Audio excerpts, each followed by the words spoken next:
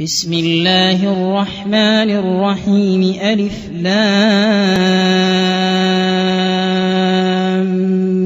ميم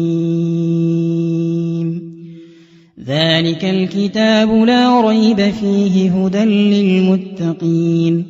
الذين يؤمنون بالغيب ويقيمون الصلاة ومما رزقناهم ينفقون والذين يؤمنون بما أنزل إليك وما أنزل من قبلك وبالآخرة هم يوقنون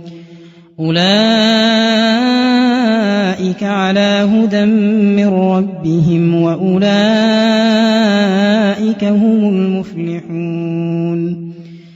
إن الذين كفروا سواء عليهم أأنذرتهم أم لم تنذرهم لا يؤمنون ختم الله على قلوبهم وعلى سمعهم وعلى أبصارهم غشاوة ولهم عذاب عظيم ومن الناس من يقول آمنا بالله وباليوم الآخر وما هم بمؤمنين يخادعون الله والذين آمنوا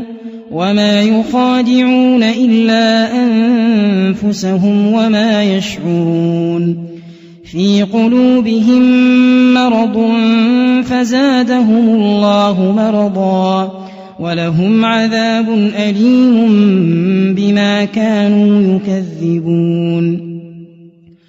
وإذا قيل لهم لا تفسدوا في الأرض قالوا إنما نحن مصلحون ألا إنهم هم المفسدون ولكن لا يشعرون وإذا قيل لهم آمنوا كما آمن الناس قالوا أنؤمن كما آمن السفهاء ألا إنهم هم السفهاء ولكن لا يعلمون وإذا لقوا الذين آمنوا قالوا آمنا وإذا خلوا إلى شياطينهم قالوا إنا معكم إنما نحن مستهزئون الله يستهزئ بهم ويمدهم في طغيانهم يعمهون أولئك الذين اشتروا الضلالة بالهدى فما ربحت تجارتهم وما كانوا مهتدين مثلهم كمثل الذي استوقد نارا فلما أضاءت ما حوله ذهب الله بنورهم وتركهم في ظلمات لا يبصرون صم بكم عمي فهم لا يرجعون أو كصيب من السماء فيه ظلمات ورعد وبرق يجعلون أصابعهم في آذانهم من الصواعق حذر الموت والله محيط بالكافرين يكاد البرق يخطف أبصارهم كلما أضاء لهم مشوا فيه وإذا أظلم عليهم قاموا ولو شاء الله لذهب بسمعهم وأبصارهم إن الله على كل شيء قدير يا أيها الناس اعبدوا ربكم الذي خلقكم والذين من قبلكم لعلكم تتقون الذي جعل لكم الأرض فراشا والسماء بناء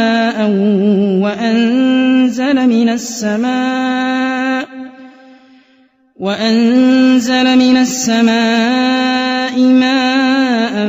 فأخرج به من الثمرات رزقا لكم فلا تجعلوا لله أندادا وأنتم تعلمون وإن كنتم في ريب مما نزلنا على عبدنا فأتوا بسورة من مثله وادعوا شهداءكم من دون الله إن كنتم صادقين فإن لم تفعلوا ولن تفعلوا فاتقوا النار التي وقودها الناس والحجارة أعدت للكافرين وبشر الذين آمنوا وعملوا الصالحات أن لهم جنات تجري من تحتها الأنهار كلما رزقوا منها من ثمرة رزقا قالوا هذا الذي رزقنا من قبل وأتوا به متشابها ولهم فيها أزواج مطهرة وهم فيها خالدون إن الله لا يستحيي أن يضرب مثلا ما بعوضة فما فوقها فأما الذين آمنوا فيعلمون أنه الحق من ربهم وأما الذين كفروا فيقولون ماذا أراد الله بهذا مثلا يضل به كثيرا ويهدي به كثيرا وما يضل به إلا الفاسقين الذين ينقضون عهد الله من بعد ميثاقه ويقطعون ما أمر الله به أن يوصل ويفسدون في الأرض أولئك هم الخاسرون كيف تكفرون بالله وكنتم أمواتا فأحياكم ثم يميتكم ثم يحييكم ثم إليه ترجعون هو الذي خلق لكم ما في الأرض جميعا ثم استوى إلى السماء فسواهن 7 سماوات وهو بكل شيء عليم وإذ قال ربك للملائكة إني جاعل في الأرض خليفة قالوا أتجعل فيها من يفسد فيها ويسفك الدماء ونحن نسبح بحمدك ونقدس لك قال إني أعلم ما لا تعلمون وعلم آدم الأسماء كلها ثم عرضهم على الملائكة فقال أنبئوني بأسماء هؤلاء إن كنتم صادقين قالوا سبحانك لا علم لنا إلا ما علمتنا إنك أنت العليم الحكيم قال يا آدم أنبئهم بأسمائهم فلما أنبأهم بأسمائهم قال ألم أقل لكم إني أعلم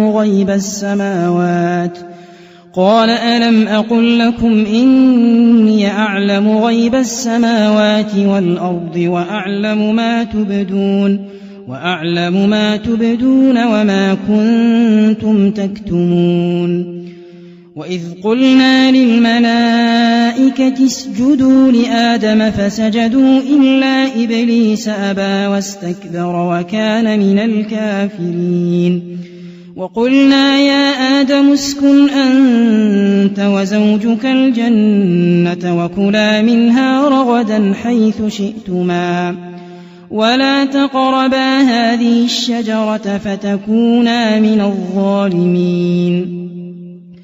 فأزلهما الشيطان عنها فأخرجهما مما كانا فيه وقلنا اهبطوا بعضكم لبعض عدو ولكم في الأرض مستقر ومتاع إلى حين. فتلقى آدم من ربه كلمات فتاب عليه إنه هو التواب الرحيم. قلنا اهبطوا منها جميعا فإما يأتينكم مني هدى فمن تبع هداي فلا خوف عليهم ولا هم يحزنون. والذين كفروا وكذبوا بآياتنا أولئك أصحاب النار هم فيها خالدون. يا بني إسرائيل اذكروا نعمتي التي أنعمت عليكم وأوفوا بعهدي أوف بعهدكم وإياي فارهبون. وآمنوا بما أنزلت مصدقا لما معكم ولا تكونوا أول كافر به ولا تشتروا بآياتي ثمنا قليلا وإياي فاتقون. ولا تلبسوا الحق بالباطل وتكتموا الحق وأنتم تعلمون. وأقيموا الصلاة وآتوا الزكاة واركعوا مع الراكعين.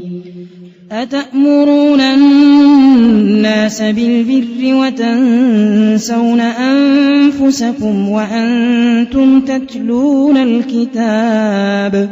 أفلا تعقلون. واستعينوا بالصبر والصلاة وإنها لكبيرة إلا على الخاشعين الذين يظنون أنهم ملاقو ربهم وأنهم إليه راجعون. يا بني إسرائيل اذكروا نعمتي التي أنعمت عليكم وأني فضلتكم على العالمين. واتقوا يوما لا تجزي نفس عن نفس شيئا ولا يقبل منها شفاعة ولا يؤخذ منها عدل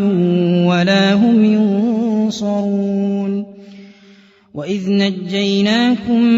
من آل فرعون يسومونكم سوء العذاب يذبحون أبناءكم ويستحيون نساءكم وفي ذلكم بلاء من ربكم عظيم. وإذ فرقنا بكم البحر فأنجيناكم وأغرقنا آل فرعون وأنتم تنظرون. وإذ واعدنا موسى 40 ليلة ثم اتخذتم العجل من بعده وأنتم ظالمون ثم عفونا عنكم من بعد ذلك لعلكم تشكرون. وإذ آتينا موسى الكتاب والفرقان لعلكم تهتدون. وإذ قال موسى لقومه يا قوم إنكم ظلمتم أنفسكم باتخاذكم العجل فتوبوا إلى بارئكم فاقتلوا أنفسكم ذلكم خير لكم عند بارئكم فتاب عليكم إنه هو التواب الرحيم. وإذ قلتم يا موسى لن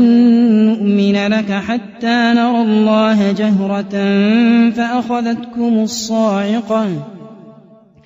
فأخذتكم الصاعقة وأنتم تنظرون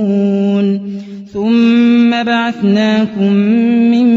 بعد موتكم لعلكم تشكرون. وظللنا عليكم الغمام وأنزلنا عليكم المن والسلوى كلوا من طيبات ما رزقناكم وما ظلمونا ولكن كانوا أنفسهم يظلمون وإذ قلنا ادخلوا هذه القرية فكلوا منها حيث شئتم رغدا وادخلوا الباب سجدا وقولوا حطة يغفر لكم خطاياكم وسنزيد المحسنين فبدل الذين ظلموا قولا غير الذي قيل لهم فأنزلنا على الذين ظلموا رجزا من السماء بما كانوا يفسقون وإذ استسقى موسى لقومه فقلنا اضرب بعصاك الحجر فانفجرت منه 12 عينا قد علم كل أناس مشربهم كلوا واشربوا من رزق الله ولا تعثوا في الأرض مفسدين وإذ قلتم يا موسى لن نصبر على طعام واحد فادع لنا ربك يخرج لنا مما تنبت الأرض من بقلها وقثائها وفومها وعدسها وبصلها قال أتستبدلون الذي هو أدنى بالذي هو خير اهبطوا مصرا فإن لكم ما سألتم وضربت عليهم الذلة والمسكنة وباءوا بغضب من الله ذلك بأنهم كانوا يكفرون بآيات الله ويقتلون النبيين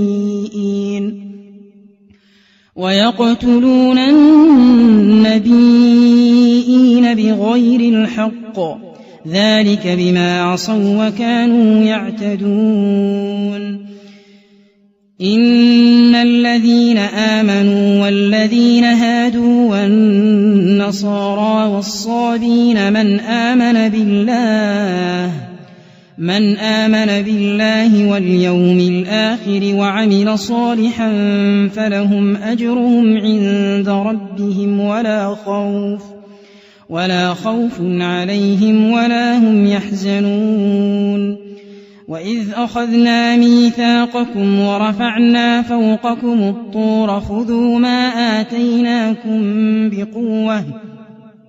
واذكروا ما فيه لعلكم تتقون ثم توليتم من بعد ذلك فلولا فضل الله عليكم ورحمته لكنتم من الخاسرين ولقد علمتم الذين اعتدوا منكم في السبت فقلنا لهم كونوا قردة خاسئين فجعلناها نكالا لما بين يديها وما خلفها وموعظة للمتقين وإذ قال موسى لقومه إن الله يأمركم أن تذبحوا بقرة قالوا أتتخذنا هزؤا قال أعوذ بالله أن أكون من الجاهلين قالوا ادع لنا ربك يبين لنا ما هي قال إنه يقول إنها بقرة لا فارض ولا بكر عوان بين ذلك فافعلوا ما تؤمرون قالوا ادع لنا ربك يبين لنا ما لونها قال إنه يقول إنها بقرة صفراء فاقع لونها تسر الناظرين قالوا ادع لنا ربك يبين لنا ما هي إن البقرة شابه علينا وإنا إن شاء الله لمهتدون قال إنه يقول إنها بقرة لا ذلول تثير الأرض ولا تسقي الحرث مسلمة لا شية فيها قالوا الآن جئت بالحق فذبحوها وما كادوا يفعلون وإذ قتلتم نفسا فادارأتم فيها والله مخرج ما كنتم تكتمون فقلنا اضربوه ببعضها كذلك يحيي الله الموتى ويريكم آياته لعلكم تعقلون ثم قست قلوبكم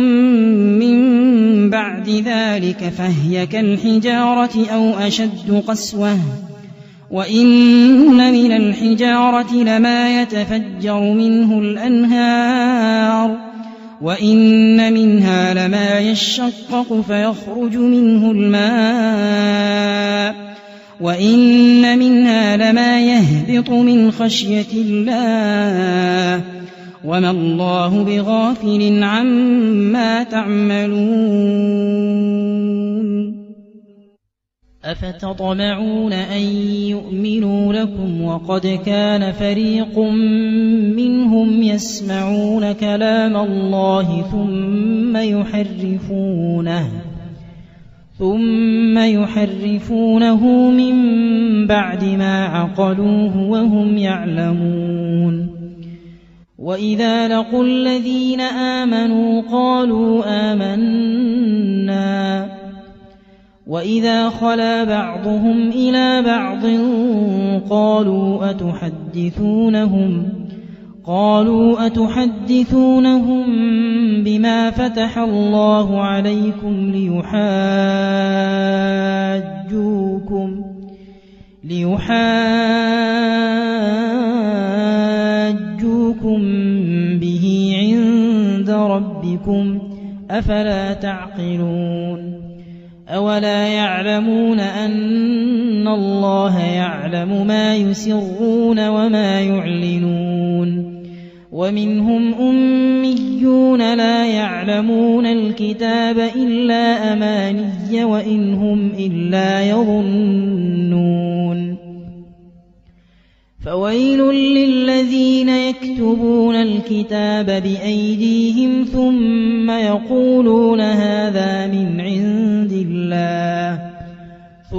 يقولون هذا من عند الله ليشتروا به ثمنا قليلا فويل لهم مما كتبت أيديهم وويل لهم مما يكسبون وقالوا لن تمسنا النار إلا أياما معدودة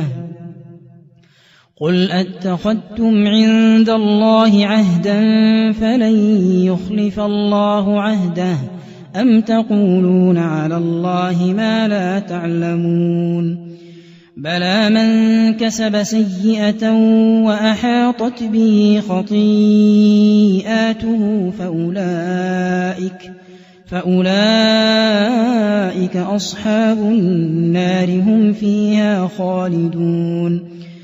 والذين آمنوا وعملوا الصالحات أولئك أصحاب الجنة هم فيها خالدون وإذ أخذنا ميثاق بني إسرائيل لا تعبدون إلا الله وبالوالدين إحسانا وذي القربى واليتامى والمساكين وقولوا للناس حسنا وأقيموا الصلاة وآتوا الزكاة ثم توليتم إلا قليلا منكم وأنتم معرضون وإذ أخذنا ميثاقكم لا تسفكون دماءكم ولا تخرجون أنفسكم من دياركم ثم أقررتم وأنتم تشهدون ثم أنتم هؤلاء تقتلون أنفسكم وتخرجون فريقا منكم من ديارهم تظاهرون عليهم بالإثم والعدوان وإن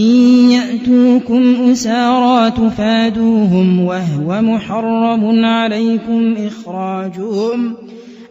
أفتؤمنون ببعض الكتاب وتكفرون ببعض فما جزاء من يفعل ذلك منكم إلا خزي في الحياة الدنيا ويوم القيامة يردون إلى أشد العذاب وما الله بغافل عما يعملون أولئك الذين اشتروا الحياة الدنيا بالآخرة فلا يخفف عنهم العذاب ولا هم ينصرون ولقد آتينا موسى الكتاب وقفينا من بعده بالرسل وآتينا عيسى ابن مريم البينات وأيدناه بروح القدس أفكلما جاءكم رسول بما لا تهوى أنفسكم استكبرتم ففريقا كذبتم وفريقا تقتلون وقالوا قلوبنا غلف بل لعنهم الله بكفرهم فقليلا ما يؤمنون ولما جاءهم كتاب من عند الله مصدق لما معهم وكانوا من قبل يستفتحون على الذين كفروا فلما جاءهم ما عرفوا كفروا به فلعنة الله على الكافرين بئس ما اشتروا به أنفسهم أن يكفروا بما أنزل الله بغيا أن ينزل الله من فضله على من يشاء من عباده فباءوا بغضب على غضب وللكافرين عذاب مهين وإذا قيل لهم آمنوا بما أنزل الله قالوا نؤمن بما أنزل علينا ويكفرون بما وراءه وهو الحق مصدقا لما معهم قل فلم تقتلون أنبياء الله من قبل إن كنتم مؤمنين ولقد جاءكم موسى بالبينات ثم اتخذتم العجل من بعده وأنتم ظالمون وإذ أخذنا ميثاقكم ورفعنا فوقكم الطور خذوا ما آتيناكم بقوة واسمعوا قالوا سمعنا وعصينا وأشربوا في قلوبهم العجل بكفرهم قل بئس ما يأمركم به إيمانكم إن كنتم مؤمنين قل إن كانت لكم الدار الآخرة عند الله خالصة من دون الناس فتمنوا الموت إن كنتم صادقين ولن يتمنوه أبدا بما قدمت أيديهم والله عليم بالظالمين ولتجدنهم أحرص الناس على حياة ومن الذين أشركوا يود أحدهم لو يعمر 1000 سنة وما هو بمزحزحه من العذاب أن يعمر والله بصير بما يعملون قل من كان عدوا لجبريل فإنه نزله على قلبك بإذن الله مصدقا لما بين يديه وهدى وبشرى للمؤمنين. من كان عدوا لله وملائكته ورسله وجبريل وميكائيل فإن الله عدو للكافرين. ولقد أنزلنا إليك آيات بينات وما يكفر بها إلا الفاسقون. أوكلما عاهدوا عهدا نبذه فريق منهم بل أكثرهم لا يؤمنون. ولما جاءهم رسول من عند الله مصدق لما معهم نبذ فريق من الذين أوتوا الكتاب كتاب الله وراء ظهورهم كأنهم لا يعلمون. واتبعوا ما تتلو الشياطين على ملك سليمان وما كفر سليمان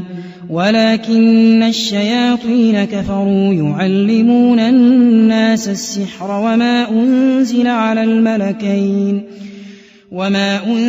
على الملكين ببابل هاروت وماروت وما يعلمان من أحد حتى يقولا إنما نحن فتنة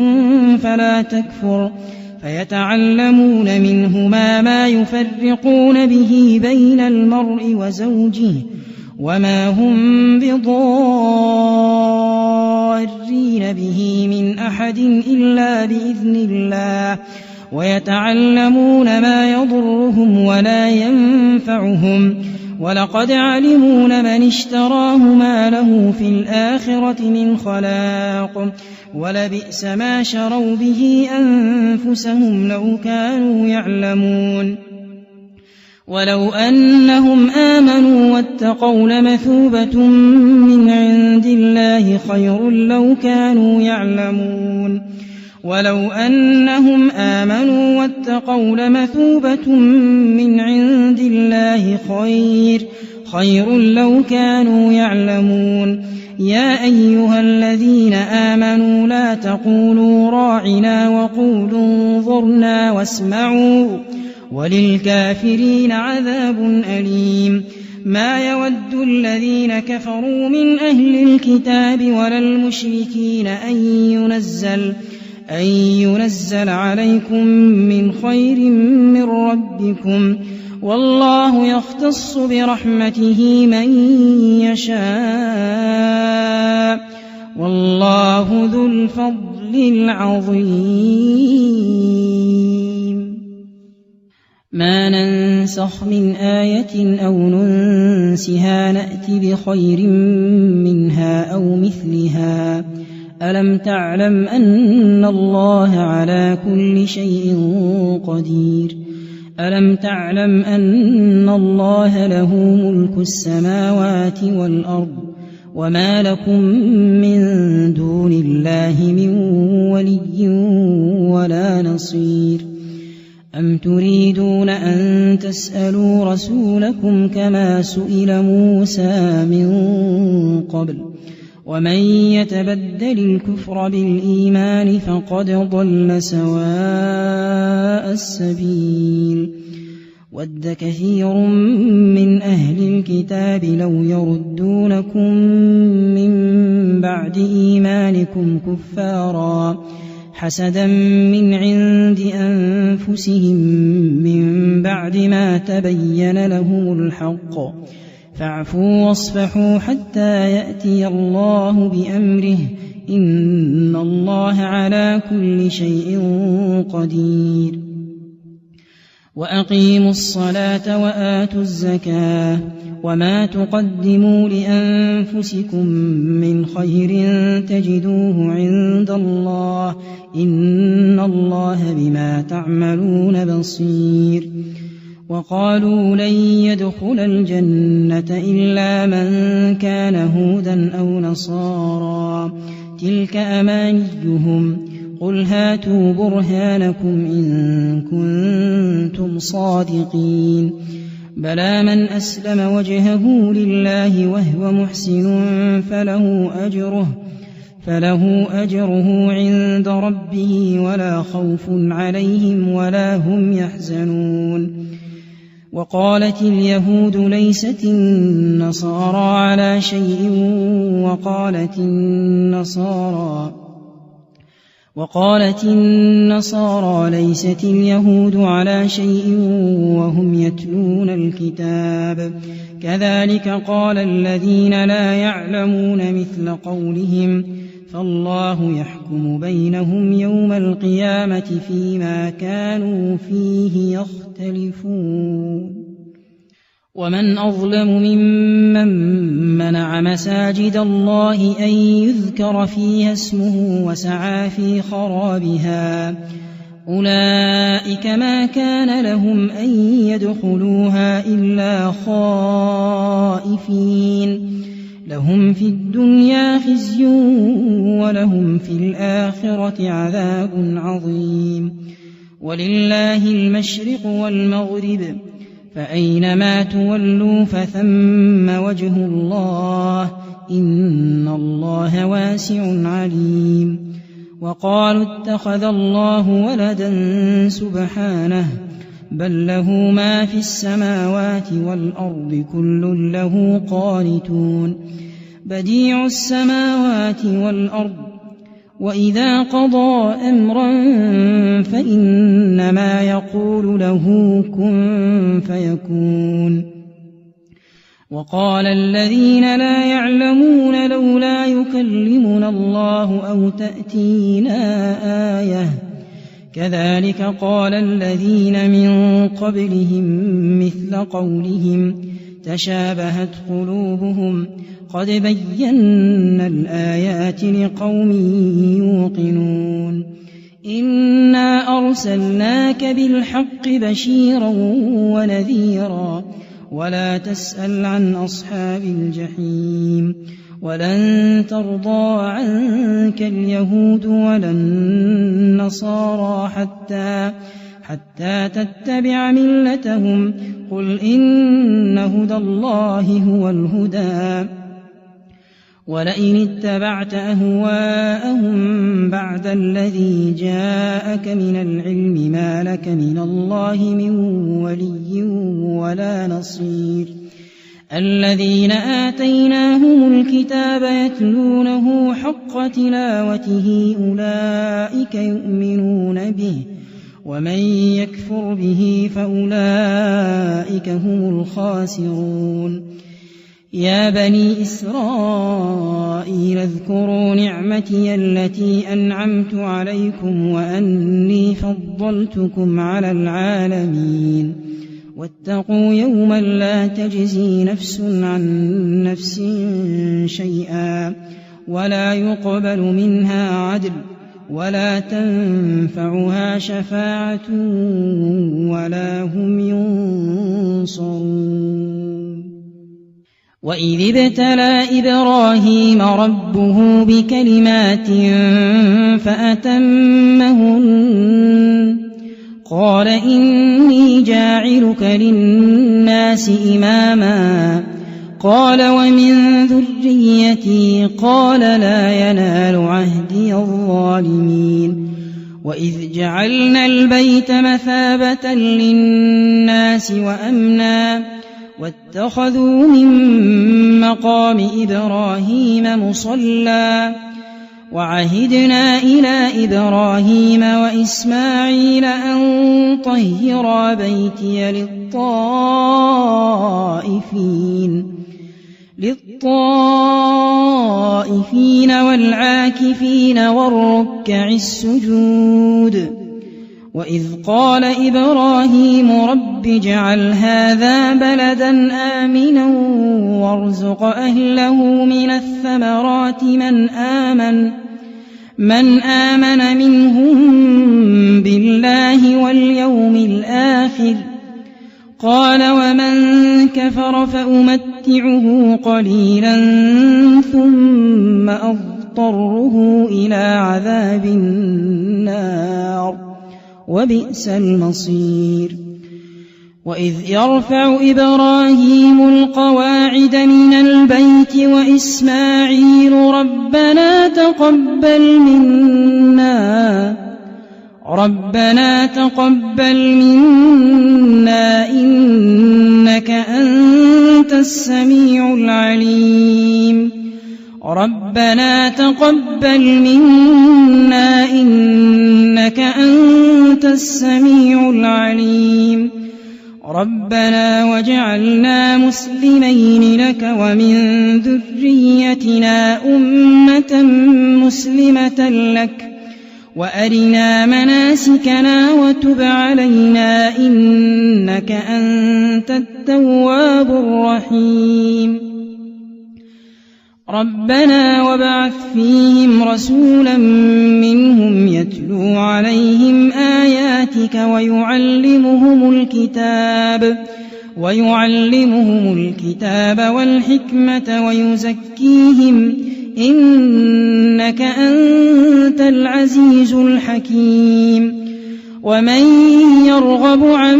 ملة إبراهيم إلا من سفه نفسه ولقد اصطفيناه في الدنيا وإنه في الآخرة لمن الصالحين إذ قال له ربه أسلم قال أسلمت لرب العالمين وأوصى بها إبراهيم بنيه ويعقوب يا بني إن الله اصطفى لكم الدين فلا تموتن إلا وأنتم مسلمون أم كنتم شهداء إذ حضر يعقوب الموت إذ قال لبنيه ما تعبدون من بعدي قالوا نعبد إلهك وإله آبائك إبراهيم وإسماعيل وإسحاق إلها واحدا ونحن له مسلمون تلك أمة قد خلت لها ما كسبت ولكم ما كسبتم ولا تسألون عما كانوا يعملون وقالوا كونوا هودا أو نصارى تهتدوا قل بل ملة إبراهيم حنيفا وما كان من المشركين قولوا آمنا بالله وما أنزل إلينا وما أنزل إلى إبراهيم وإسماعيل وإسحاق ويعقوب والأسباط وما أوتي موسى وعيسى وما أوتي النبيون من ربهم لا نفرق بين أحد منهم ونحن له مسلمون فإن آمنوا بمثل ما آمنتم به فقد اهتدوا وإن تولوا فإنما هم في شقاق فسيكفيكهم الله وهو السميع العليم صبغة الله ومن أحسن من الله صبغة ونحن له عابدون قل أتحاجوننا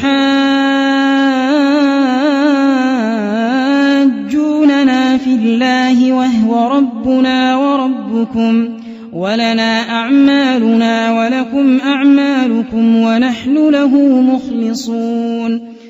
أم يقولون إن إبراهيم وإسماعيل وإسحاق ويعقوب والأسباط كانوا هودا أو نصارى قل أأنتم أعلم أم الله ومن أظلم ممن كتم شهادة عنده من الله وما الله بغافل عما تعملون تلك أمة قد خلت لها ما كسبت ولكم ما كسبتم ولا تسألون عما كانوا يعملون. سيقول السفهاء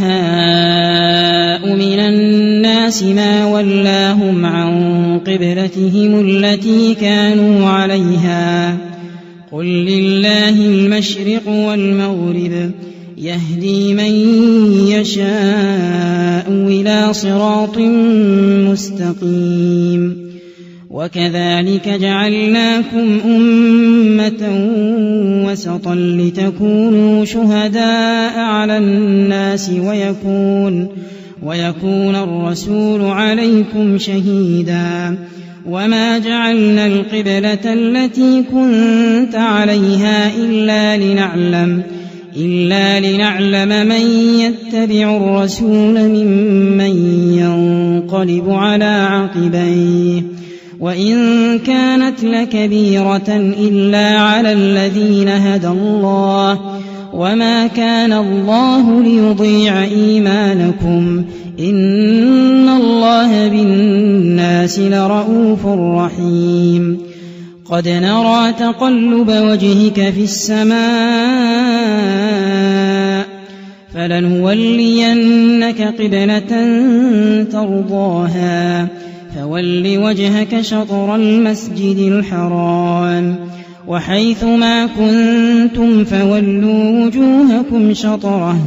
وإن الذين أوتوا الكتاب ليعلمون أنه الحق من ربهم وما الله بغافل عما يعملون. ولئن أتيت الذين أوتوا الكتاب بكل آية ما تبعوا قبلتك وما أنت بتابع قبلتهم وما بعضهم بتابع قبلة بعض ولئن اتبعت أهواءهم من بعد ما جاءك من العلم إنك إذا لمن الظالمين. الذين آتيناهم الكتاب يعرفونه كما يعرفون أبناءهم وإن فريقا منهم ليكتمون الحق وهم يعلمون. الحق من ربك فلا تكونن من الممترين. ولكل وجهة هو موليها فاستبقوا الخيرات أينما تكونوا يأت بكم الله جميعا إن الله على كل شيء قدير. ومن حيث خرجت فول وجهك شطر المسجد الحرام وإنه للحق من ربك وما الله بغافل عما تعملون. ومن حيث خرجت فول وجهك شطر المسجد الحرام وحيث ما كنتم فولوا وجوهكم شطره لئلا يكون للناس عليكم حجة إلا الذين ظلموا منهم فلا تخشوهم واخشوني ولأتم نعمتي عليكم ولعلكم تهتدون. كما أرسلنا فيكم رسولا منكم يتلو عليكم آياتنا ويزكيكم ويعلمكم الكتاب والحكمة ويعلمكم ما لم تكونوا تعلمون. فاذكروني أذكركم واشكروا لي ولا تكفرون. يا أيها الذين آمنوا استعينوا بالصبر والصلاة إن الله مع الصابرين. ولا تقولوا لمن يقتل في سبيل الله أموات بل أحياء ولكن لا تشعرون. ولنبلونكم بشيء من الخوف والجوع ونقص من الأموال والأنفس والثمرات وبشر الصابرين الذين إذا أصابتهم مصيبة قالوا إنا لله وإنا إليه راجعون أولئك عليهم صلوات من ربهم ورحمة وأولئك هم المهتدون إن الصفا والمروة من شعائر الله فمن حج البيت أو اعتمر فلا جناح عليه أن يطوف بهما ومن تطوع خيرا فإن الله شاكر عليم إن الصفا والمروة من شعائر الله فمن حج البيت أو اعتمر فلا جناح عليه أن يطوف بهما ومن تطوع خيرا فإن الله شاكر عليم إن الذين يكتمون ما أنزلنا من البينات والهدى من بعد ما بيناه للناس في الكتاب أولئك يلعنهم الله ويلعنهم اللاعنون إلا الذين تابوا وأصلحوا وبينوا فأولئك أتوب عليهم وأنا التواب الرحيم إن الذين كفروا وماتوا وهم كفار أولئك عليهم لعنة الله والملائكة والناس أجمعين خالدين فيها لا يخفف عنهم العذاب ولا هم ينظرون وإلهكم إله واحد لا إله إلا هو الرحمن الرحيم إن في خلق السماوات والأرض واختلاف الليل والنهار والفلك التي تجري في البحر بما ينفع الناس وما أنزل الله من السماء من ماء فأحيا به الأرض بعد موتها وبث فيها من كل دابة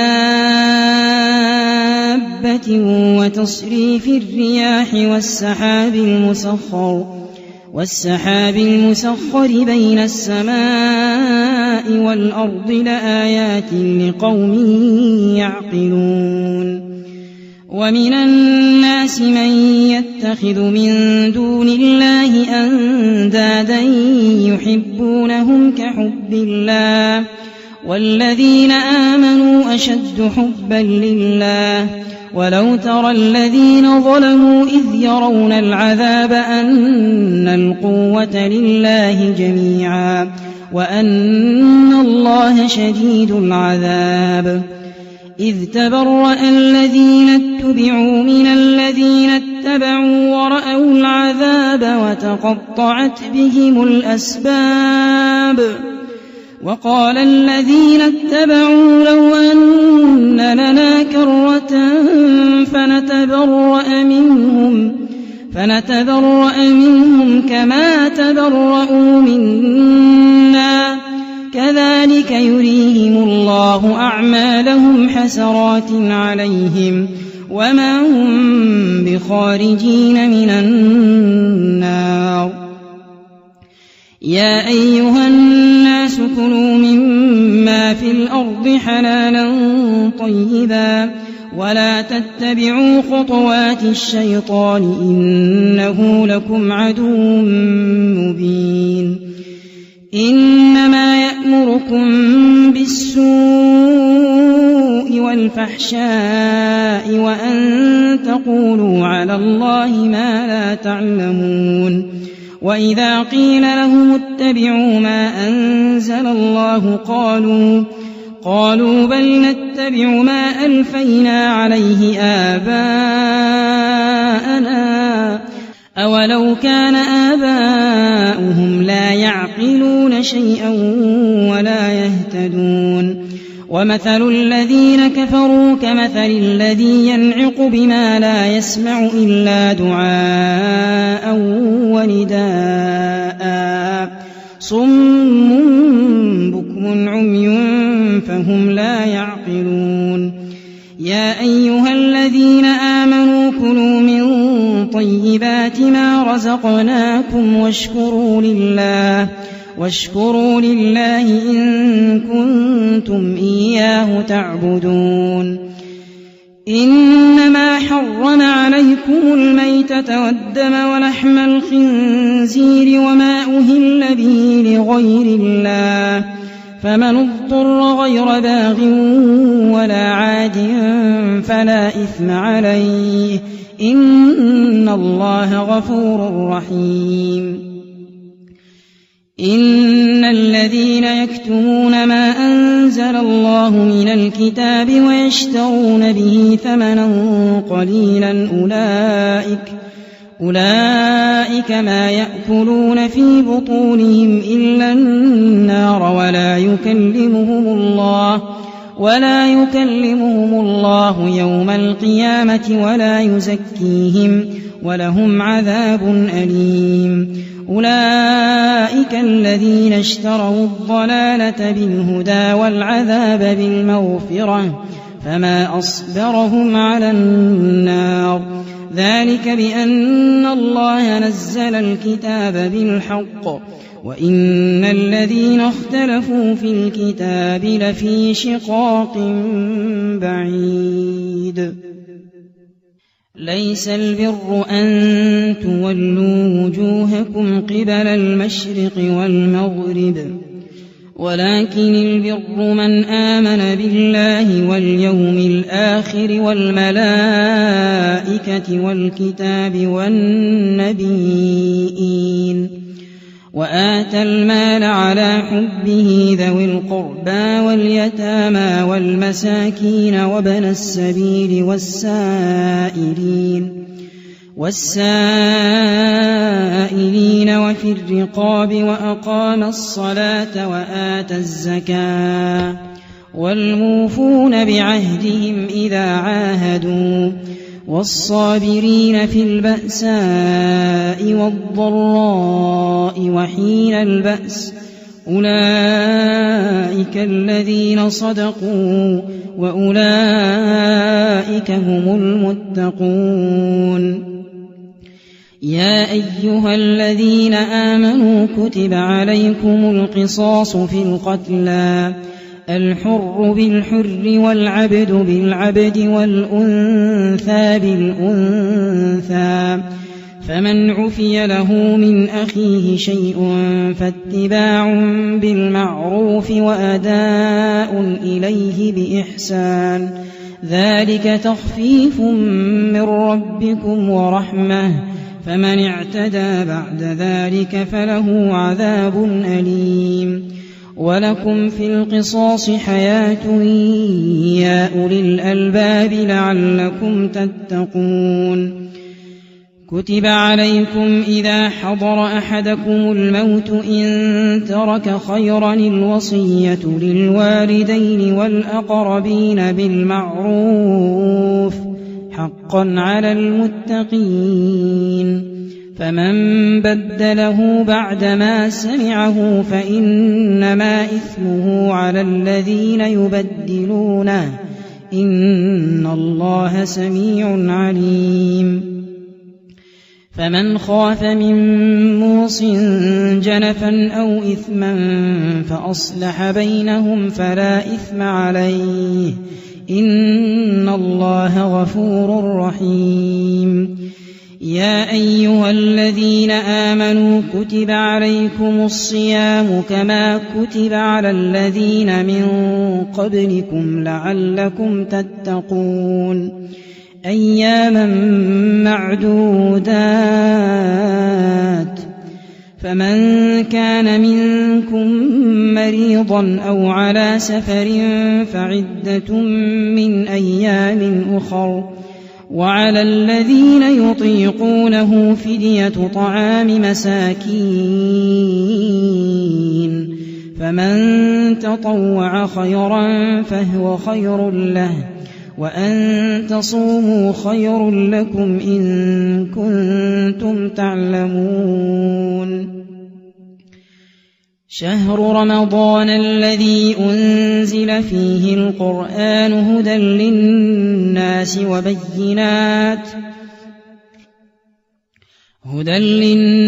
وبينات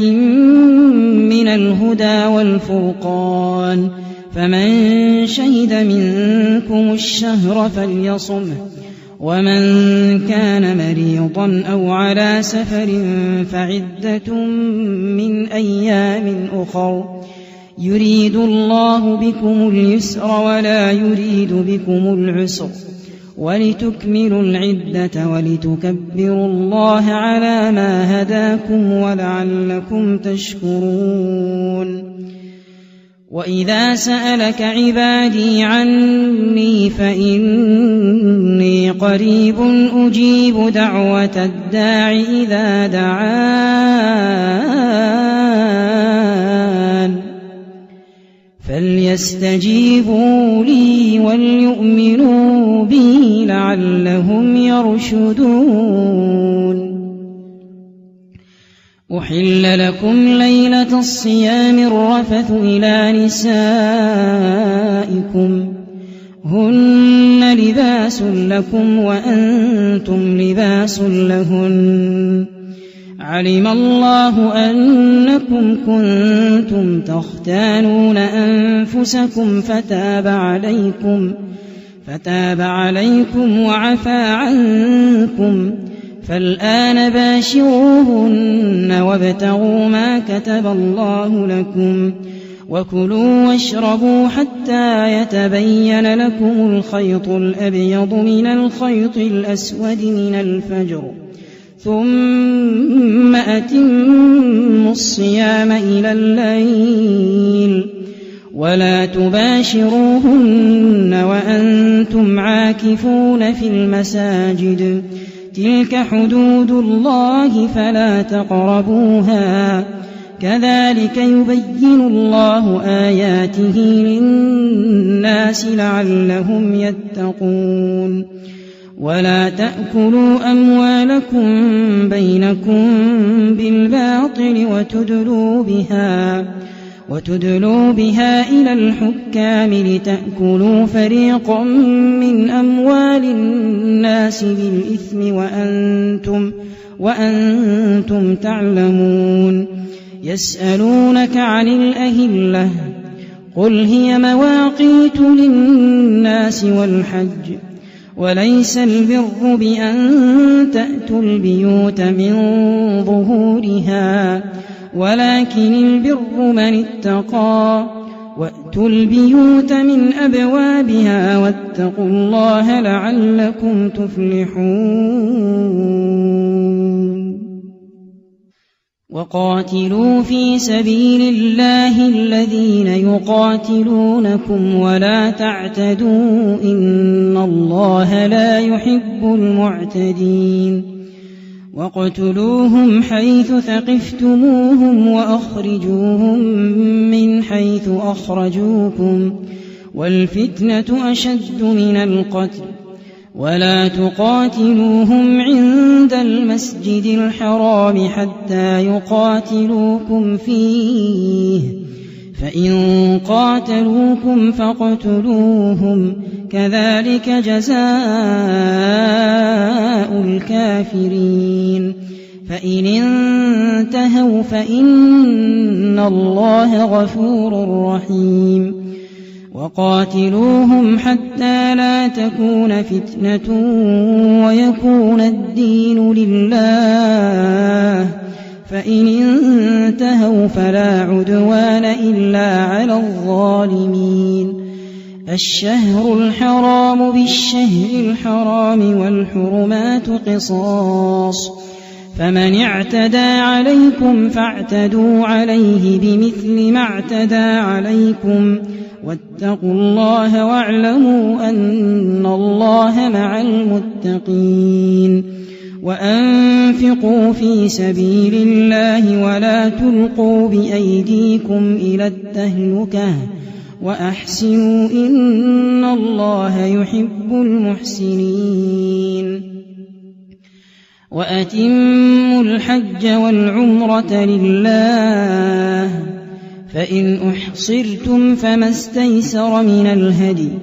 ولا تحلقوا رؤوسكم حتى يبلغ الهدي محله فمن كان منكم مريضا أو به أذى من رأسه ففدية من صيام أو صدقة أو نسك فإذا أمنتم فمن تمتع بالعمرة إلى الحج فما استيسر من الهدي فمن لم يجد فصيام 3 أيام في الحج و7 إذا رجعتم تلك 10 كاملة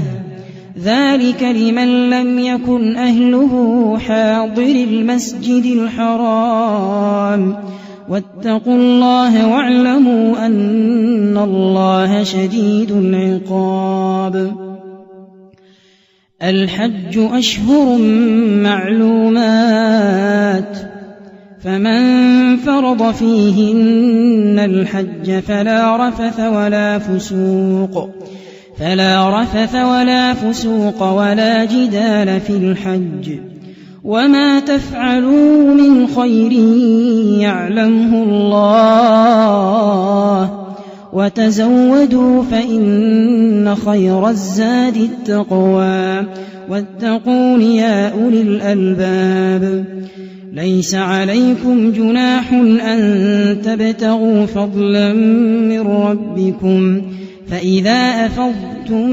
من عرفات فاذكروا الله عند المشعر الحرام واذكروه كما هداكم وإن كنتم من قبله لمن الضالين ثم أفيضوا من حيث أفاض الناس واستغفروا الله إن الله غفور رحيم فإذا قضيتم مناسككم فاذكروا الله كذكركم آباءكم أو أشد ذكرا فمن الناس من يقول ربنا آتنا في الدنيا وما له في الآخرة من خلاق ومنهم من يقول ربنا آتنا في الدنيا حسنة وفي الآخرة حسنة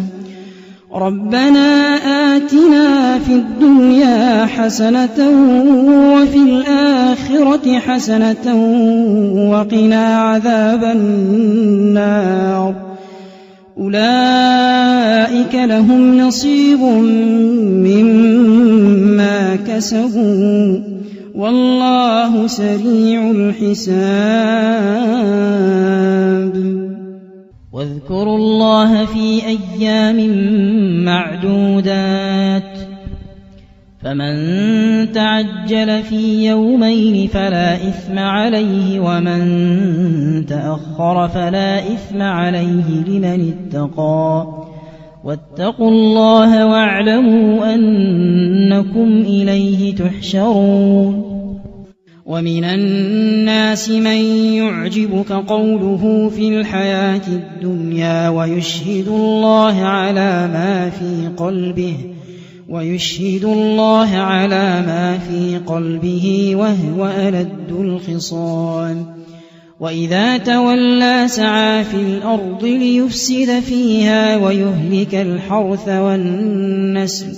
والله لا يحب الفساد وإذا قيل له اتق الله أخذته العزة بالإثم فحسبه جهنم ولبئس المهاد ومن الناس من يشري نفسه ابتغاء مرضات الله والله رءوف بالعباد يا أيها الذين آمنوا ادخلوا في السلم كافة ولا تتبعوا خطوات الشيطان إنه لكم عدو مبين فإن زللتم من بعد ما جاءتكم البينات فاعلموا أن الله عزيز حكيم هل ينظرون إلا أن يأتيهم الله في ظلل من الغمام والملائكة وقضي الأمر وإلى الله ترجع الأمور سل بني إسرائيل كم آتيناهم من آية بينة ومن يبدل نعمة الله من بعد ما جاءته فإن الله شديد العقاب زين للذين كفروا الحياة الدنيا ويسخرون من الذين آمنوا والذين اتقوا فوقهم يوم القيامة والله يرزق من يشاء بغير حساب كان الناس أمة واحدة فبعث الله النبيين مبشرين ومنذرين وأنزل معهم الكتاب بالحق ليحكم بين الناس فيما اختلفوا فيه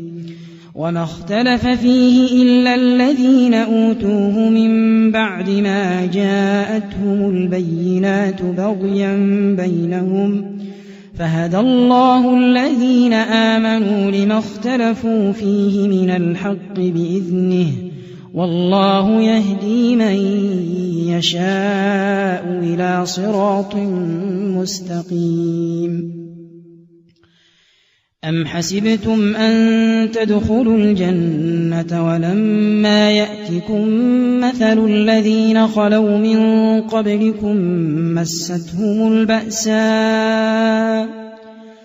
مستهم البأساء والضراء وزلزلوا حتى يقول الرسول والذين آمنوا معه متى نصر الله ألا إن نصر الله قريب يسألونك ماذا ينفقون قل ما أنفقتم من خير فللوالدين والأقربين واليتامى والمساكين وابن السبيل وما تفعلوا من خير فإن الله به عليم كتب عليكم القتال وهو كره لكم وعسى أن تكرهوا شيئا وهو خير لكم وعسى أن تحبوا شيئا وهو شر لكم والله يعلم وأنتم لا تعلمون يسألونك عن الشهر الحرام قتال فيه قل قتال فيه كبير وصد عن سبيل الله وكفر به والمسجد الحرام وإخراج أهله منه أكبر عند الله والفتنة أكبر من القتل ولا يزالون يقاتلونكم حتى يردوكم عن دينكم إن استطاعوا ومن يرتد منكم عن دينه فيمت وهو كافر فأولئك حبطت أعمالهم في الدنيا والآخرة وأولئك أصحاب النار هم فيها خالدون. إن الذين آمنوا والذين هاجروا وجاهدوا في سبيل الله أولئك يرجون رحمة الله والله غفور رحيم. يسألونك عن الخمر والميسر قل فيهما إثم كبير ومنافع للناس وإثمهما أكبر من نفعهما ويسألونك ماذا ينفقون قل العفو كذلك يبين الله لكم الآيات لعلكم تتفكرون في الدنيا والآخرة. ويسألونك عن اليتامى قل إصلاح لهم خير وإن تخالطوهم فإخوانكم والله يعلم المفسد من المصلح ولو شاء الله لأعنتكم إن الله عزيز حكيم.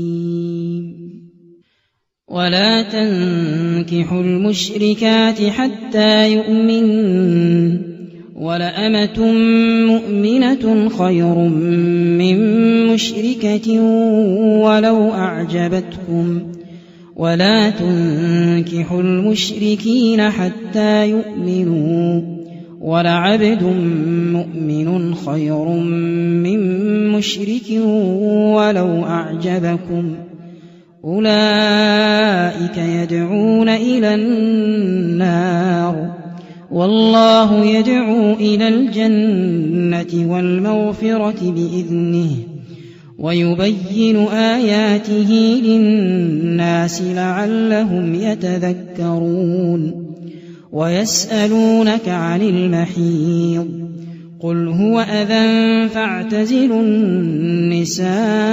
في المحيض ولا تقربوهن حتى يطهرن فإذا تطهرن فأتوهن من حيث أمركم الله إن الله يحب التوابين ويحب المتطهرين. نساؤكم حرث لكم فأتوا حرثكم أنى شئتم وقدموا لأنفسكم واتقوا الله واعلموا أنكم ملاقوه وبشر المؤمنين. ولا تجعلوا الله عرضة لأيمانكم أن تبروا وتتقوا وتصلحوا بين الناس والله سميع عليم. لا يؤاخذكم الله باللغو في أيمانكم ولكن يؤاخذكم بما كسبت قلوبكم والله غفور حليم. للذين يؤلون من نسائهم تربص 4 أشهر فإن فاءوا فإن الله غفور رحيم. وإن عزموا الطلاق فإن الله سميع عليم. والمطلقات يتربصن بأنفسهن 3 قروء ولا يحل لهن أن يكتمن ما خلق الله في أرحامهن إن كن يؤمن بالله واليوم الآخر وبعولتهن أحق بردهن في ذلك إن أرادوا إصلاحا ولهن مثل الذي عليهن بالمعروف وللرجال عليهن درجة والله عزيز حكيم. الطلاق مرتان فإمساك بمعروف أو تسريح بإحسان ولا يحل لكم أن تأخذوا مما آتيتموهن شيئا إلا أن يخافا ألا يقيما حدود الله فإن خفتم ألا يقيما حدود الله فلا جناح عليهما فيما افتدت به تلك حدود الله فلا تعتدوها ومن يتعد حدود الله فأولئك هم الظالمون. فإن طلقها فلا تحل له من بعد حتى تنكح زوجا غيره فإن طلقها فلا جناح عليهما أن يتراجعا إن ظنا أن يقيما حدود الله وتلك حدود الله يبينها لقوم يعلمون. وإذا طلقتم النساء فبلغن أجلهن فأمسكوهن بمعروف أو سرحوهن بمعروف ولا تمسكوهن ضرارا لتعتدوا ومن يفعل ذلك فقد ظلم نفسه ولا تتخذوا آيات الله هزؤا واذكروا نعمة الله عليكم وما أنزل عليكم من الكتاب والحكمة يعظكم به واتقوا الله واعلموا أن الله بكل شيء عليم. وإذا طلقتم النساء فبلغن أجلهن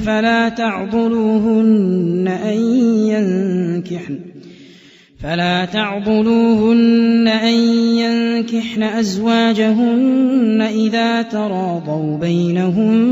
بالمعروف ذلك يوعظ به من كان منكم يؤمن بالله واليوم الآخر ذلكم أزكى لكم وأطهر والله يعلم وأنتم لا تعلمون. والوالدات يرضعن أولادهن حولين كاملين لمن أراد أن يتم الرضاعة وعلى المولود له رزقهن وكسوتهن بالمعروف لا تكلف نفس إلا وسعها لا تضار والدة بولدها ولا مولود له بولده وعلى الوارث مثل ذلك فإن أرادا فصالا عن تراض منهما وتشاور فلا جناح عليهما وإن أردتم أن تسترضعوا أولادكم فلا جناح عليكم إذا سلمتم ما آتيتم بالمعروف واتقوا الله واعلموا أن الله بما تعملون بصير. والذين يتوفون منكم ويذرون أزواجا يتربصن بأنفسهن 4 أشهر و10 فإذا بلغن أجلهن فلا جناح عليكم فيما فعلن في أنفسهن بالمعروف والله بما تعملون خبير. ولا جناح عليكم فيما عرضتم به من خطبة النساء أو أكننتم في أنفسكم. علم الله أنكم ستذكرونهن ولكن لا تواعدوهن سرا إلا أن تقولوا قولا معروفا. ولا تعزموا عقدة النكاح حتى يبلغ الكتاب أجله واعلموا أن الله يعلم ما في أنفسكم فاحذروه واعلموا أن الله غفور حليم. لا جناح عليكم إن طلقتم النساء ما لم تمسوهن أو تفرضوا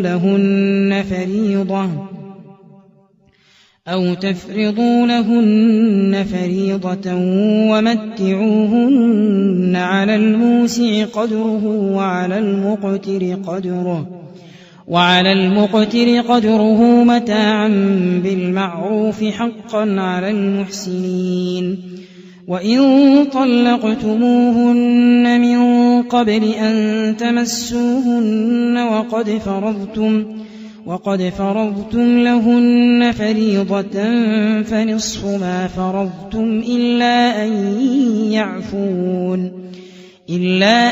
يعفون أو يعفو الذي بيده عقدة النكاح وأن تعفوا أقرب للتقوى. ولا تنسوا الفضل بينكم إن الله بما تعملون بصير. حافظوا على الصلوات والصلاة الوسطى وقوموا لله قانتين. فإن خفتم فرجالا أو ركبانا فإذا أمنتم فاذكروا الله كما علمكم ما لم تكونوا تعلمون. والذين يتوفون منكم ويذرون أزواجا وصية لأزواجهم متاعا إلى الحول غير إخراج فإن خرجن فلا جناح عليكم فيما فعلن في أنفسهن من معروف والله عزيز حكيم. وللمطلقات متاع بالمعروف حقا على المتقين كذلك يبين الله لكم آياته لعلكم تعقلون. ألم تر إلى الذين خرجوا من ديارهم وهم ألوف حذر الموت فقال لهم الله موتوا ثم أحياهم إن الله لذو فضل على الناس ولكن أكثر الناس لا يشكرون. وقاتلوا في سبيل الله واعلموا أن الله سميع عليم. من ذا الذي يقرض الله قرضا حسنا فيضاعفه له أضعافا كثيرة والله يقبض ويبسط وإليه ترجعون. ألم تر إلى الملأ من بني إسرائيل من بعد موسى إذ قالوا لنبي له مبعث لنا ملكا نقاتل في سبيل الله قال هل عسيتم إن كتب عليكم القتال ألا تقاتلوا قالوا وما لنا ألا نقاتل في سبيل الله وقد أخرجنا من ديارنا وأبنائنا فلما كتب عليهم القتال تولوا إلا قليلا منهم والله عليم بالظالمين. وقال لهم نبيئهم إن الله قد بعث لكم طالوت ملكا قالوا أنى يكون له الملك علينا ونحن أحق بالملك منه ولم يؤت سعة من المال. قال إن الله اصطفاه عليكم وزاده بسطة في العلم والجسم والله يؤتي ملكه من يشاء والله واسع عليم. وقال لهم نبيئهم إن آية ملكه أن يأتيكم التابوت فيه سكينة من ربكم وبقية مما ترك آل موسى وآل هارون تحمله الملائكة إن في ذلك لآية لكم إن كنتم مؤمنين.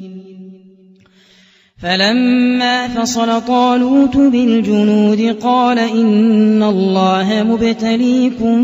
بنهر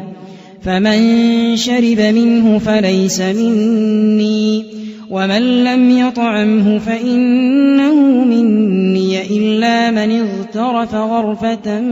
بيده فشربوا منه إلا قليلا منهم. فلما جاوزه هو والذين آمنوا معه قالوا لا طاقة لنا اليوم بجالوت وجنوده. قال الذين يظنون أنهم ملاقو الله كم من فئة قليلة غلبت فئة كثيرة بإذن الله والله مع الصابرين. ولما برزوا لجالوت وجنوده قالوا ربنا أفرغ علينا صبرا وثبت أقدامنا وانصرنا على القوم الكافرين. فهزموهم بإذن الله. وقتل داود جالوت وآتاه الله الملك والحكمة وعلمه مما يشاء. ولولا دفاع الله الناس بعضهم ببعض لفسدت الأرض ولكن الله ذو فضل على العالمين. تلك آيات الله نتلوها عليك بالحق وإنك لمن المرسلين. تلك الرسل فضلنا بعضهم على بعض منهم من كلم الله ورفع بعضهم درجات. وآتينا عيسى ابن مريم البينات وأيدناه بروح القدس. ولو شاء الله ما اقتتل الذين من بعدهم من بعد ما جاءتهم البينات ولكن اختلفوا فمنهم من آمن ومنهم من كفر. ولو شاء الله ما اقتتلوا ولكن الله يفعل ما يريد. يا أيها الذين آمنوا أنفقوا مما رزقناكم من قبل أن يأتي يوم لا بيع فيه ولا خلة ولا شفاعة والكافرون هم الظالمون. الله لا إله إلا هو الحي القيوم لا تأخذه سنة ولا نوم له ما في السماوات وما في الأرض. من ذا الذي يشفع عنده إلا بإذنه يعلم ما بين أيديهم وما خلفهم ولا يحيطون بشيء من علمه إلا بما شاء. وسع كرسيه السماوات والأرض ولا يؤوده حفظهما وهو العلي العظيم. لا إكراه في الدين قد تبين الرشد من الغي فمن يكفر بالطاغوت ويؤمن بالله فقد استمسك بالعروة الوثقى لا انفصام لها والله سميع عليم الله ولي الذين آمنوا يخرجهم من الظلمات إلى النور والذين كفروا أولياؤهم الطاغوت يخرجونهم من النور إلى الظلمات أولئك أصحاب النار هم فيها خالدون ألم تر إلى الذي حاج إبراهيم في ربه أن آتاه الله الملك إذ قال إبراهيم ربي الذي يحيي ويميت قال أنا أحيي وأميت قال إبراهيم فإن الله يأتي بالشمس من المشرق فأت بها من المغرب فبهت الذي كفر والله لا يهدي القوم الظالمين أو كالذي مر على قرية وهي خاوية على عروشها قال أنى يحيي هذه الله بعد موتها فأماته الله 100 عام ثم بعثه قال كم لبثت قال لبثت يوما أو بعض يوم قال بل لبثت 100 عام فانظر إلى طعامك وشرابك لم يتسنه وانظر إلى حمارك ولنجعلك آية للناس وانظر إلى العظام كيف ننشرها ثم نكسوها لحما فلما تبين له قال أعلم أن الله على كل شيء قدير وإذ قال إبراهيم رب أرني كيف تحيي الموتى قال أولم تؤمن قال بلى ولكن ليطمئن قلبي قال فخذ 4 من الطير فصرهن إليك ثم اجعل على كل جبل منهن جزءا ثم ادعهن يأتينك سعيا واعلم أن الله عزيز حكيم مثل الذين ينفقون أموالهم في سبيل الله كمثل حبة أنبتت 7 سنابل في كل سنبلة 100 حبة والله يضاعف لمن يشاء والله واسع عليم الذين ينفقون أموالهم في سبيل الله ثم لا يتبعون ما أنفقوا منا ولا أذى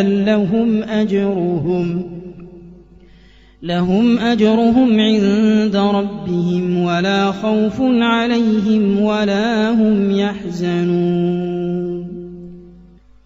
قول معروف ومغفرة خير من صدقة يتبعها أذى والله غني حليم يا أيها الذين آمنوا لا تبطلوا صدقاتكم بالمن والأذى كالذي ينفق ماله رئاء الناس ولا يؤمن بالله واليوم الآخر فمثله كمثل صفوان عليه تراب فأصابه وابل فتركه صلدا لا يقدرون على شيء مما كسبوا والله لا يهدي القوم الكافرين ومثل الذين ينفقون أموالهم ابتغاء مرضات الله وتثبيتا من أنفسهم كمثل جنة بربوة أصابها وابل فآتت أكلها ضعفين فإن لم يصبها وابل فطل والله بما تعملون بصير أيود أحدكم أن تكون له جنة من نخيل وأعناب تجري من تحتها الأنهار له فيها من كل الثمرات وأصابه الكبر وله ذرية ضعفاء فأصابها إعصار فيه نار فاحترقت كذلك يبين الله لكم الآيات لعلكم تتفكرون يا أيها الذين آمنوا أنفقوا من طيبات ما كسبتم ومما أخرجنا لكم من الأرض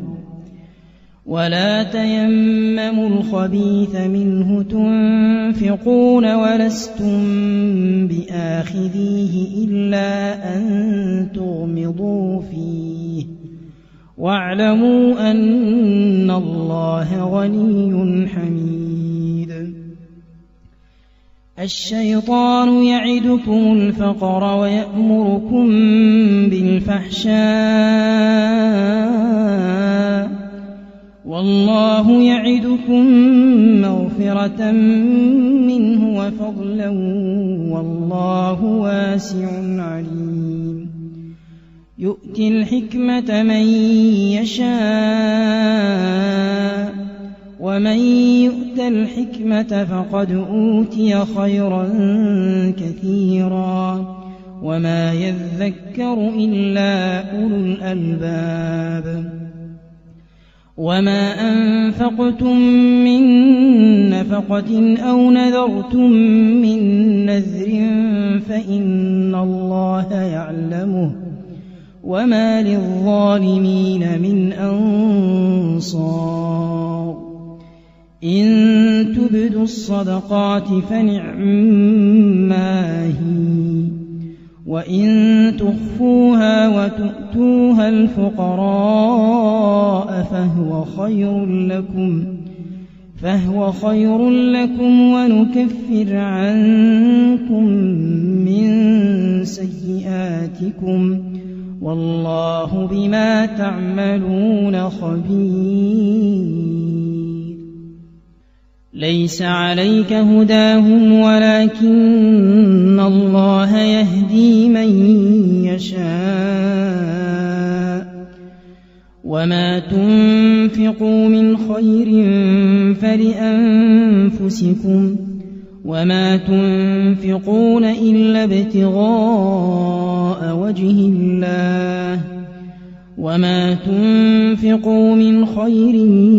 يوفى إليكم وأنتم لا تظلمون للفقراء الذين أحصروا في سبيل الله لا يستطيعون ضربا في الأرض يحسبهم الجاهل أغنياء من التعفف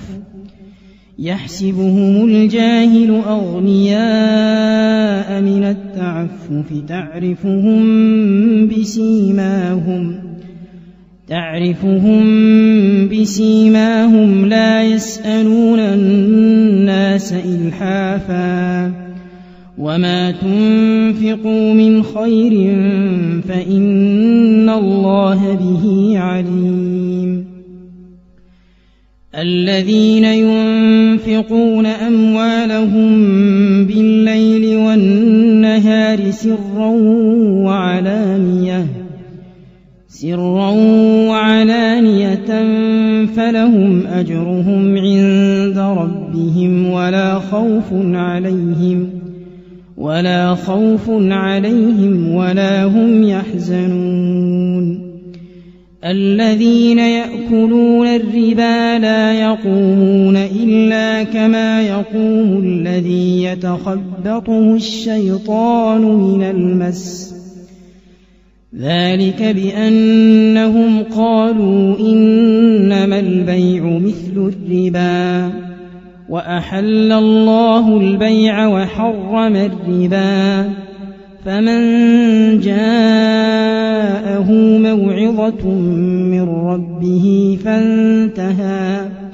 فانتهى فله ما سلف وأمره إلى الله ومن عاد فأولئك أصحاب النار هم فيها خالدون يمحق الله الربا ويربي الصدقات والله لا يحب كل كفار أثيم إن الذين آمنوا وعملوا الصالحات وأقاموا الصلاة وآتوا الزكاة لهم أجرهم عند ربهم ولا خوف عليهم ولا هم يحزنون يا أيها الذين آمنوا اتقوا الله وذروا ما بقي من الربا إن كنتم مؤمنين فإن لم تفعلوا فأذنوا بحرب من الله ورسوله وإن تبتم فلكم رؤوس أموالكم لا تظلمون ولا تظلمون وإن كان ذو عسرة فنظرة إلى ميسرة وأن تصدقوا خير لكم إن كنتم تعلمون واتقوا يوما ترجعون فيه إلى الله ثم توفى كل نفس ما كسبت وهم لا يظلمون يا أيها الذين آمنوا إذا تداينتم بدين إلى أجل مسمى فاكتبوه وليكتب بينكم كاتب بالعدل ولا يأب كاتب أن يكتب كما علمه الله فليكتب وليملل الذي عليه الحق وليتق الله ربه ولا يبخس منه شيئا فإن كان الذي عليه الحق سفيها أو ضعيفا أو لا يستطيع أن يمل هو فليملل وليه بالعدل واستشهدوا شهيدين من رجالكم فإن لم يكونا رجلين فرجل وامرأتان ممن ترضون من الشهداء أن تضل إحداهما فتذكر إحداهما الأخرى ولا يأبى الشهداء إذا ما دعوا ولا تسأموا أن تكتبوه صغيرا أو كبيرا إلى أجله ذلكم أقسط عند الله وأقوم للشهادة وأدنى ألا ترتابوا إلا أن تكون تجارة حاضرة تديرونها بينكم فليس عليكم جناح ألا تكتبوها وأشهدوا إذا تبايعتم ولا يضار كاتب ولا شهيد وإن تفعلوا فإنه فسوق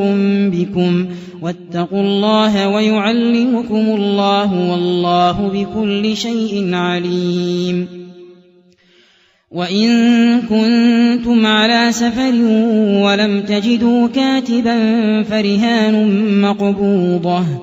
فإن أمن بعضكم بعضا فليؤد الذي ائتمن أمانته وليتق الله ربه ولا تكتموا الشهادة ومن يكتمها فإنه آثم قلبه والله بما تعملون عليم. لله ما في السماوات وما في الأرض وإن تبدوا ما في أنفسكم أو تخفوه يحاسبكم به الله فيغفر لمن يشاء ويعذب من يشاء والله على كل شيء قدير. آمن الرسول بما أنزل إليه من ربه والمؤمنون كل آمن بالله وملائكته وكتبه ورسله لا نفرق بين أحد من رسله وقالوا سمعنا وأطعنا غفرانك ربنا وإليك المصير. لا يكلف الله نفسا إلا وسعها لها ما كسبت وعليها ما اكتسبت ربنا لا تؤاخذنا إن نسينا أو أخطأنا ربنا ولا تحمل علينا إصرا كما حملته على الذين من قبلنا ربنا ولا تحملنا ما لا طاقة لنا به واعف عنا واغفر لنا وارحمنا أنت مولانا فانصرنا على القوم الكافرين.